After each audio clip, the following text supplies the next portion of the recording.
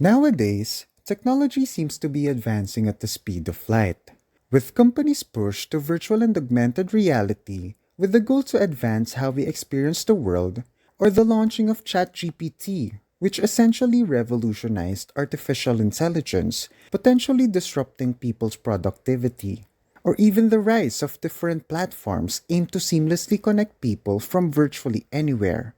Every information, every tool, and every moment seems to be available at our disposal. But did you know that we used to live in a world where you can only know the definition of a word if you open a hardbound dictionary? Or tell a friend about this new pair of sneakers you bought using only text messages? During this era of technology, the company which can be considered to be at the forefront of technological advancement was none other than Nokia, the creator of the iconic 3310 phone. Now, some of you might have only heard about this phone because of the memes. But back in the day, the way people communicate was being revolutionized by this device and by this company. It was disruptive how two persons can communicate through a text message while being miles apart from each other at a time. Everything seemed to be so technologically advanced back then.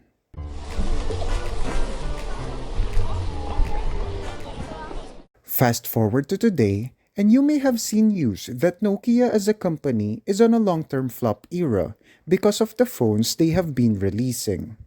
Things seem to be so bad that the only thing that is making Nokia relevant are the countless memes of the Nokia 3310 being like a brick because of its durability. But is this really the case for the company? Did they fail to keep up with industry trends in technology advancements? Are they really not profitable at present? And finally, is being a meme their endgame? Welcome to Revenue Rabbit, where we uncover how companies make money. And for today's episode, let's learn about Nokia, its history, business model, and how it's doing as a company in a world of fast-paced technological advancement.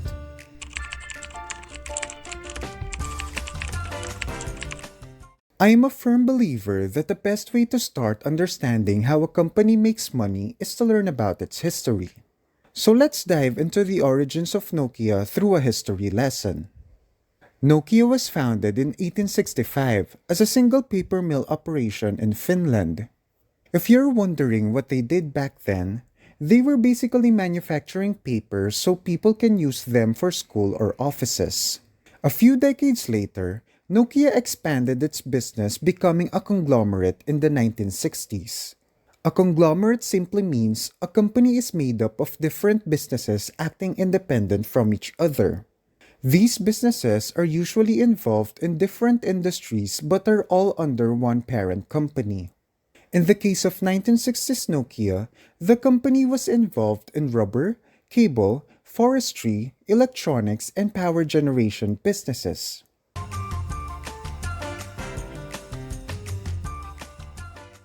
By the late 20th century, Nokia became a major player in the mobile phone market, releasing its first mobile phone called the Mobira Cityman in 1987. In 1991, the company enabled the first GSM call using a Nokia phone. A GSM call is a phone call made using a digital cellular network, which allows devices to communicate with each other, which then allows you as a user of the device to call your neighbor. This technology is similar to the LTE and 5G technologies we use on our phones today to get connected and communicate with each other. By 1998, Nokia became the world's largest manufacturer and top seller of mobile phones, reaching 76 million units sold in a year. Basically, Nokia phones are a craze in the 1990s, and people everywhere are most probably owners of a Nokia phone.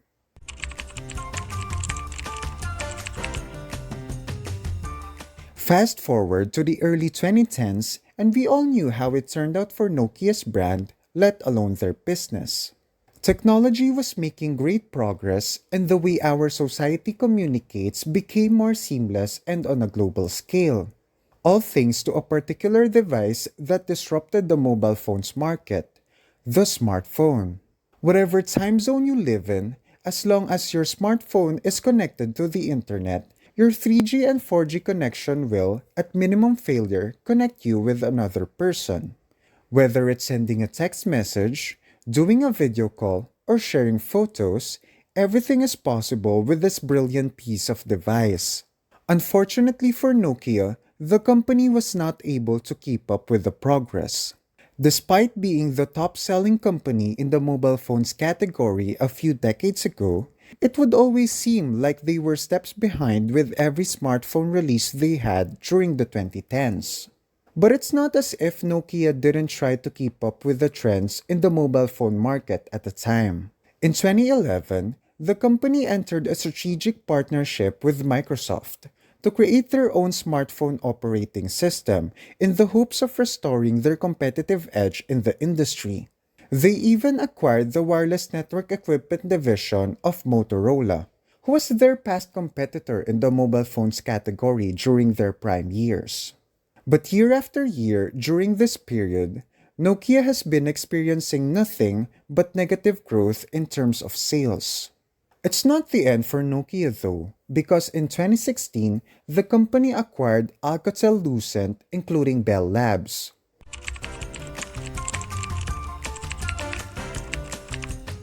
This acquisition led to a new era of innovation for Nokia and the birth of a restructured and, in the company's words, an open, fearless, and empowered business model.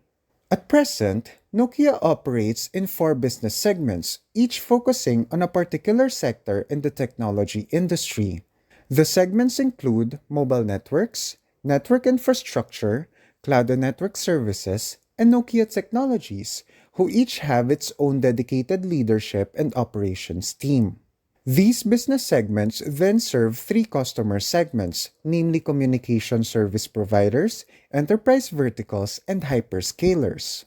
Grasping the concepts of how a restructured Nokia does business can be quite tricky, especially to an average Joe like us, who is a frequent goer on YouTube to get some entertainment. But here's my attempt to explain how the restructured Nokia company works.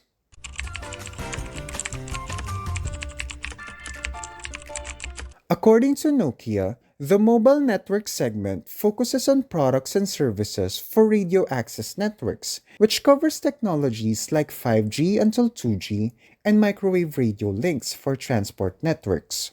You know how your mobile device can connect to the internet by activating the mobile data feature?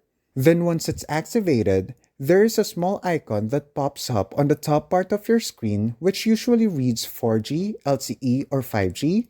Well, the hardware used to make sure this is possible for our devices is developed by Nokia and then sold to telecom or internet providers who will then sell it to us, usually in the form of a postpaid plan. The hardware developed by Nokia in this segment includes antennas, basebands, and radios, which allow the mobile network technologies to function efficiently.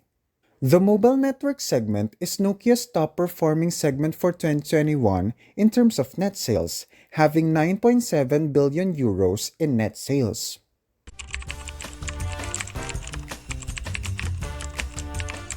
The network infrastructure segment focuses on providing communication service providers, web skills and hyperscalers, digital industries, and governments with fiber, copper, fixed wireless technologies, IP routing, data center, subsea, and terrestrial optical networks.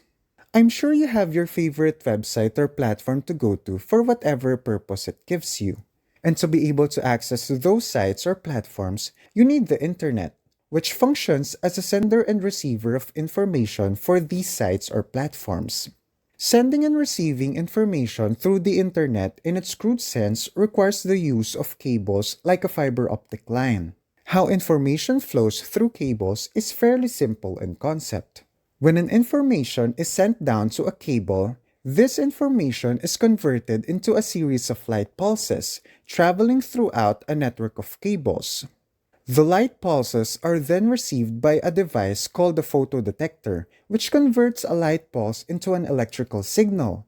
These electrical signals are then used to carry the information sent, which can arrive in a form of an image or video shown in your favorite site or platform. These cables, along with other infrastructure required to efficiently carry out the traveling of information, are the ones being sold by Nokia to internet providers, platform providers, and even government institutions. The network infrastructure segment is Nokia's top growing segment for 2021, with 14% growth from its previous year of net sales. The segment was able to achieve 7.6 billion euros in 2021.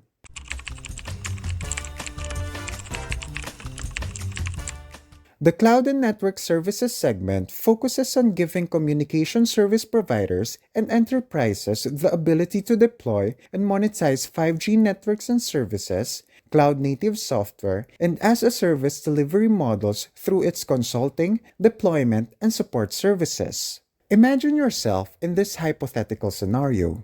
You are a creator of a software that helps people become productive in their day-to-day lives.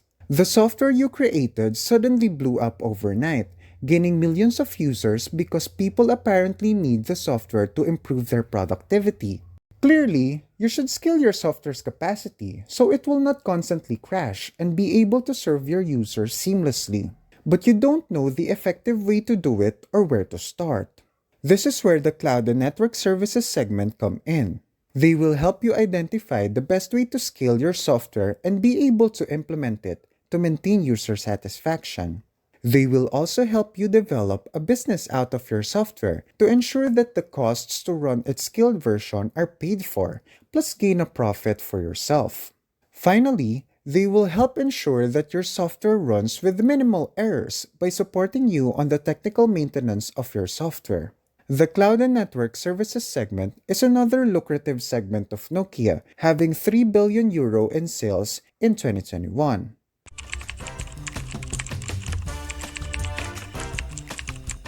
Nokia Technologies is the final business segment of the restructured Nokia company, which focuses on managing Nokia's patent portfolio, monetizing Nokia's intellectual properties such as patents, technologies, and the Nokia brand. You may have noticed that the first three business segments of Nokia involve the selling of products and services to its customers. In order to develop those products and services, Nokia undergoes extensive research and development to produce technologies and innovations that their customers found valuable. Now, the research and development phase of Nokia, or any innovative technology for that matter, is a highly costly process. Surely, there's a way for companies like Nokia to keep being motivated in going through this costly and extensive process. This is where intellectual property protection plays a big role. If you've ever heard that something is copyrighted or patented, it means there is intellectual property protection for it. These then give the copyright or patent owners exclusive rights to do whatever they desire for it. So all products, processes, and services by Nokia are most likely under intellectual property protection, and each of these are managed by the Nokia Technology segment. Furthermore, protection for upcoming technologies are also handled by the segment. The Nokia Technology segment is a high-performing segment in terms of net sales growth, with 7% growth in 2021. The segment is also a billion euro business group in terms of net sales, with 1.5 billion euro net sales in 2021.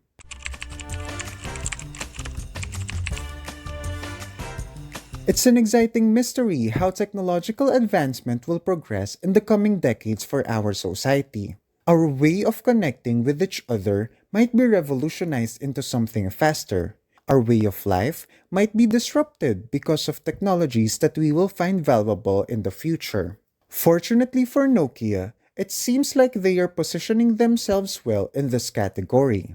But time will tell who will prevail on our society's road to advancement. For now, it's nice to see Nokia getting back to its feet as a company. Well, this has been a fun rabbit hole. Let me know which company you want to tackle next.